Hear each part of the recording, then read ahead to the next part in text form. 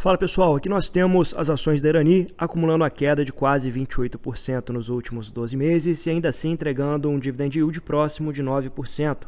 Seria essa uma das grandes oportunidades atuais do mercado, principalmente para você que olha para dividendos crescentes. Muito cuidado, alguns pontos importantes no resultado nos mostram que talvez esse dividend yield venha a cair nos próximos trimestres, né? Vamos fazer uma nova avaliação da Irani, projetando um preço sobre lucro para o ano de 2024. Quem compra a Irani nos preços atuais está pagando um PL de quantas vezes para ser sócio dessa empresa, com base, é claro, nos resultados reportados. Vamos falar também das ações da Gerdau, que vem sendo negociada a um preço sobre o valor patrimonial de 0,66. Vejam vocês que o valor patrimonial de cada ação é R$ 26,15 e hoje você paga R$ 17,20 para ser sócio da empresa. Mas todo esse desconto exacerbado, será que ele tem um motivo plausível? Vamos olhar também os resultados, né? Então, muito importante olhar para a evolução dos números para saber se essa é uma boa decisão de investimentos.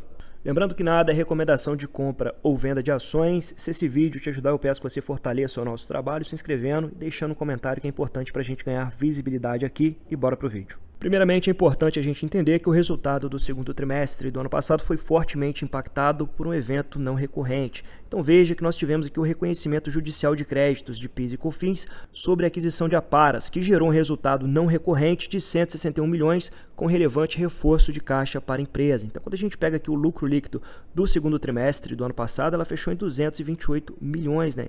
Então um impacto realmente muito significativo no resultado líquido da companhia. Porém, agora no segundo trimestre de 2024, com o resultado totalmente normalizado, sem impactos não recorrentes, a empresa entrega um lucro de 40 milhões, um lucro bem próximo do primeiro trimestre desse ano, né? Então me parece que 40 milhões por trimestre é o novo normal da Irani, né? Sem todos aqueles impactos não recorrentes. Mas quando a gente pega a receita líquida, a gente percebe que a receita está praticamente estável na comparação com o segundo trimestre do ano passado, com impacto relevante do mercado externo. O lucro bruto fechou em 157 milhões, nós tivemos aqui uma margem bruta de 39,9%, bem próximo da margem bruta do primeiro trimestre de 2024, mas infelizmente a empresa está trabalhando com a margem líquida relativamente baixa, né? Então vejam que a margem líquida gira em torno dos 10%, né? Então essa margem de 58% do segundo trimestre do ano passado está impactada por aquele evento que eu já mostrei para vocês. Um ponto importante aqui, pessoal, vejam que até o EBITDA ajustado, que é o lucro das operações, o resultado ficou praticamente estável, né? Na comparação tanto com o segundo trimestre do ano passado quanto com o primeiro trimestre desse ano, né? Mantendo ainda uma margem EBITDA na casa dos 30%. Então, em termos operacionais, a empresa vai muito bem, né? Não houve declínio aqui no resultado. Na verdade, um resultado muito estável, né? Se a gente compara tanto com o segundo trimestre quanto com o primeiro trimestre desse ano. Porém, o resultado líquido, fortemente impactado pelo PIS e COFINS, trouxe um lucro fora da curva para a empresa, né? Então, muito cuidado ao olhar para esse dividend yield na casa dos 9%, porque ele com certeza não vai se repetir esse ano. Pelo contrário, nós deveremos ter sim uma retração significativa no dividend yield da Irani. Em termos operacionais, a companhia vai bem, a gente percebe um crescimento gradativo no volume de vendas, isso mostra que a companhia está conseguindo crescer mercado. Em contrapartida, nós temos uma queda no preço médio praticado, então não tem jeito, você pode ter um volume de vendas maior, mas se existe queda no preço médio, nós temos lá os resultados bem estáveis, como eu mostrei para vocês no segundo trimestre de 2024. Outro ponto a ser observado é que nós temos o endividamento um pouco maior. A alavancagem ainda está controlada em 2,19 vezes, mas mesmo assim, como vocês podem perceber, houve um crescimento dessa alavancagem e ela vai jogar contra o resultado líquido da companhia. Então nós temos um resultado financeiro que vai machucar um pouco o lucro líquido ali no final das contas. Houve uma redução significativa no ROIC da empresa, mas mesmo assim um ROIC bem semelhante ao da Klabin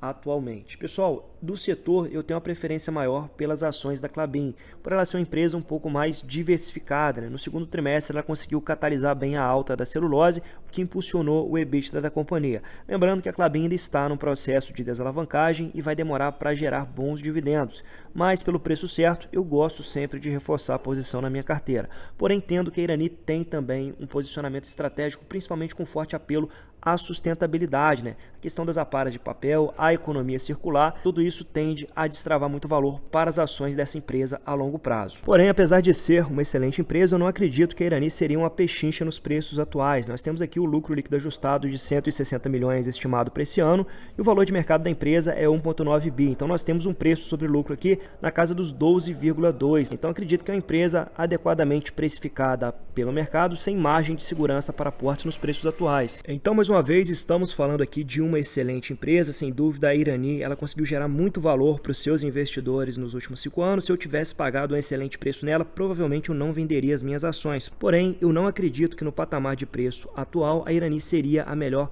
opção atualmente. Então aqui eu esbarro no meu custo de oportunidade.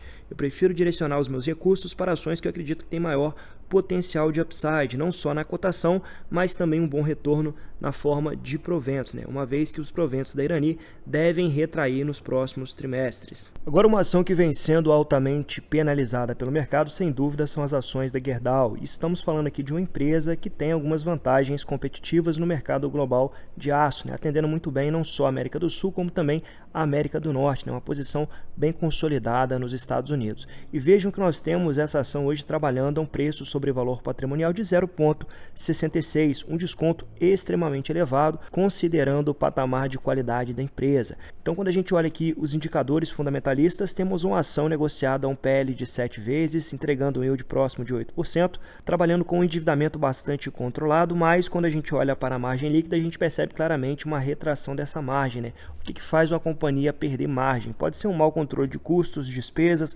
um resultado financeiro ruim. Não é o caso da Gerdau, porque ela está com endividamento controlado. Mas no caso da Gerdau, nós temos uma retração tanto da receita líquida como também da margem EBITDA, né? Vejam vocês uma queda gradativa aqui da margem EBITDA ajustada, e isso decorre, pessoal, não de um aumento progressivo nos custos da companhia, mas num preço médio menor praticado no produto que ela entrega. Então, se você tem uma forte demanda do aço chinês, principalmente aqui no mercado interno, obviamente você vai ter que abaixar o seu preço para competir com esse aço que chega aqui abaixo do seu custo de produção. Pois, como vocês sabem, a China subsidia a produção de aço e permite que seja entregue aqui no nosso mercado um aço a preços extremamente desleais, né? E para fazer frente a essa concorrência, inevitavelmente a Gerdau tem que abaixar o preço do seu produto, e isso vem pressionando as suas margens. Nós podemos ver isso também na queda progressiva da margem líquida da companhia. Vejam que agora ela está trabalhando com a margem líquida de 5,7%, uma margem extremamente apertada, e com isso nós temos uma queda gradativa aqui no lucro líquido reportado. Mas apesar do cenário desafiador, a companhia tem conseguido preservar parcialmente o seu resultado, tendo uma participação maior na América do Norte e também com um mix mais diversificado de produtos, né? Com isso ela tem conseguido atenuar essa forte concorrência, mas ainda assim nós vemos uma queda progressiva na margem líquida da companhia. Porém, apesar do cenário desafiador, nós temos aqui várias recomendações de compra para as ações da Gerdau. Isso se deve ao valuation extremamente descontado, né? Então, mesmo com um cenário bastante desafiador, uma forte concorrência do aço chinês, em termos de múltiplos, nós temos uma boa margem de segurança para aportes, caso esse ciclo venha se inverter a médio e longo prazo. Lembrando que a Gerdau não é aquela ação de setor perene, não. Ela é uma ação mais cíclica, né? Então, se você opta a trazer ela para a carteira, sabe que tem um risco um pouco maior aqui. Mas o potencial valuation talvez justifique o investimento nessas ações, uma vez que o valor patrimonial de cada ação é R$ 26,15 e hoje ela vem sendo negociada a R$ 17,20. Hoje nós temos 15 analistas cobrindo essas ações, 14 deles recomendam compra no papel com preço médio na casa dos R$ 24,84, um bom potencial de upside aqui. Não possuo Gerdau na minha carteira pessoal de investimentos, mas tenho uma posição relevante em Ferbasa, que eu considero uma opção mais sofisticada, com vantagens competitivas e também uma small cap com maior potencial de lucros a longo prazo. Lembrando que em breve ela vai reportar o resultado e eu vou trazer aqui para vocês no canal. Eu peço que você venha fortalecer o meu trabalho, deixando aqui um comentário e compartilhando esse vídeo em outras plataformas, que você me ajuda demais. E até o próximo vídeo.